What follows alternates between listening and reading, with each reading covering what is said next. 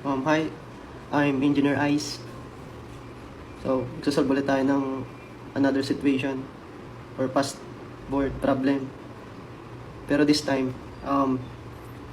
pisad tayo. Or ano to, mechanics. Equilibrium of forces. So, simulan na natin. A rigid beam holds three identical cylinders stacked as shown in the figure. So, may binigay na figure. Meron daw, three identical cylinders, bilog. Yan. Each cylinder is 0.6 meter in diameter. So, ang kada bilog daw is merong 0.6 diameter. Alam nyo naman na siguro ang diameter. Yan. 0.6 meter diameter and weighs 800 newton. So, yan, nilagay ko na. 800 newton daw kada isang bilog. Yan. The beam is 1.2 meters wide. Yan, yung beam. 1.2 meters wide daw yan. So, neglect the friction. So, neglect lang natin yung friction. So, ito yung mga tanong. Determine the total reaction at A. Determine the total reaction at D in newtons. Determine the total reaction at G in newtons. Puro lang mga reaction. So, ang pinapahanap sa number 1, umpisa natin. Total reaction at A. So, ang tekniko pag ganito, na mga cylinder, ganito, mga bilog. Kasi sa past board exam, mga exam na nakaraan, naglabas si examiner din ito sa volume 4 ata yun. O, sa CREP. Meron siya mga problem na ganito. Which is ito nga, example na natin to. Yan. Ang una kong ginagawa is, kumukuha muna ako ng angle. O gumagawa ako ng triangle. Yan. Triangle. So, yan. Bakit siya naging 600 mm? Kasi, pag Newton, automatic sa isip ko, pag Newton yung hinihingi, ginagawa kong millimeter. Kapag meter yung binigay na units. Yan. So, ayan, 600 mm, ginawa kong millimeters. Yan. Bakit yan naging 600? Kasi radius. Ang binigay is diameter, di ba? 600 mm ang diameter. Yan. Kalahati, radius yan. Radius, 600. Ay, 300. So, yan, isang buong yan. Kalahati siya, radius siya. 300, 300. 600. Yun. So, ganun rin dito sa baba. Same lang. Kasi center to center yung triangle ko. Center to center ng mga circles. Yan. So, ganito. Makakabuo tayo dito. Tingin tayo dito sa figure na triangle. Yan. So, using Sokato-Wall hit. So, ang given dito is itong adjacent 30 mm. Ay, 300 mm yan. Mali lang akong sulat. And yung hypotenuse is 600 mm. So, ang given natin is adjacent and hypotenuse. Yung mahabang side ng triangle. So, ano yan? Cosine. So, yan ang ginamit ko. So, ang ginanap natin is angle. Arc sine lang gamitin natin. Yan yung may negative 1. So, pag tinignan natin sa calcu, pindutin lang natin yung shift, cos, cosine. Ganito yung lalabas. Ang tawag dyan is inverse cosine or arc cosine. Yan. So, yan. Input lang natin sa calcu, 60 degrees. Lalabas yan, 60 degrees. So, nakuha natin yung angle. Bakit natin yung kinuha? Kasi, ikakat natin yung or focus lang tayo sa isang circle para ma-expose yung mga reaction. So, yan. Tingin tayo dito. Yan. So, yan. Meron siyang reaction A, reaction B, and yung weight na binigay na 800 Newton. So, anong gagawin natin? Tinahan natin yung angle. Kasi para ma-solve natin yung reaction na A. Kasi yung reaction A ang kukunin natin, which is in-expose natin. Yan. So, para yung makuha, equilibrium equation lang.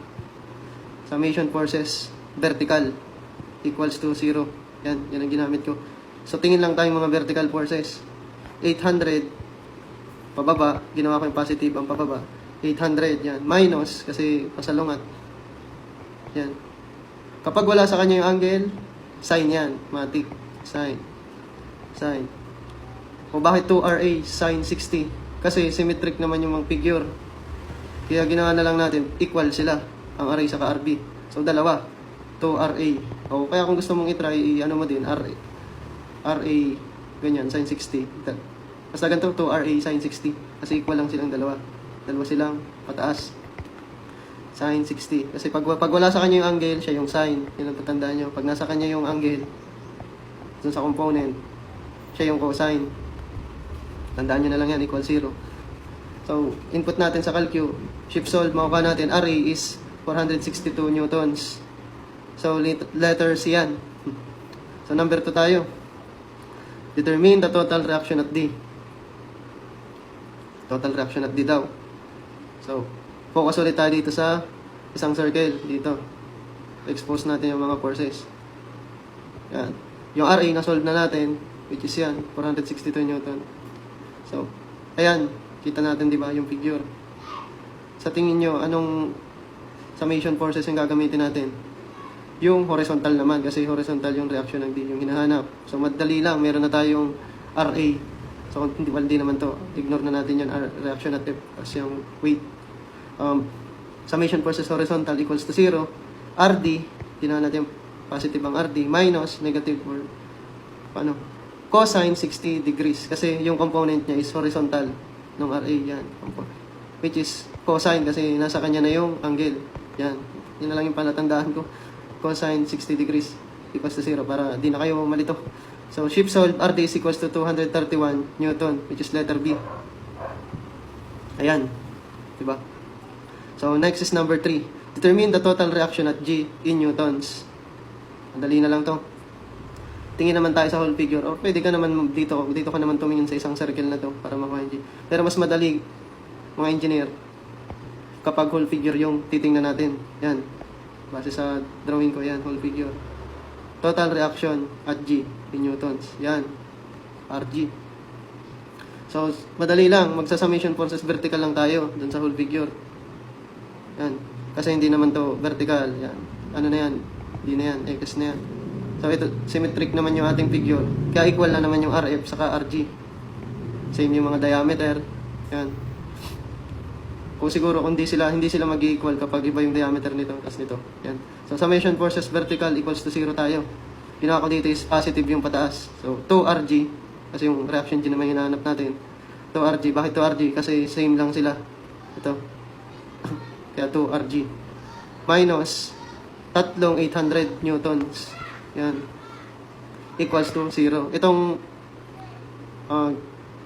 figure na ito is, pwede mo naman ito yung gawin mo or focus ka lang dito. Magkakat ka, ay magpo-focus ka sa isang cylinder. Medyo mahirap kasi may reaction B, may reaction C pa. Pero 0 lang naman to. Yan. Summation forces vertical equals to 0. Yan. Shift solve lang natin. RG is, reaction at G is equals to 1,200 newtons, which is letter B. So, that's all.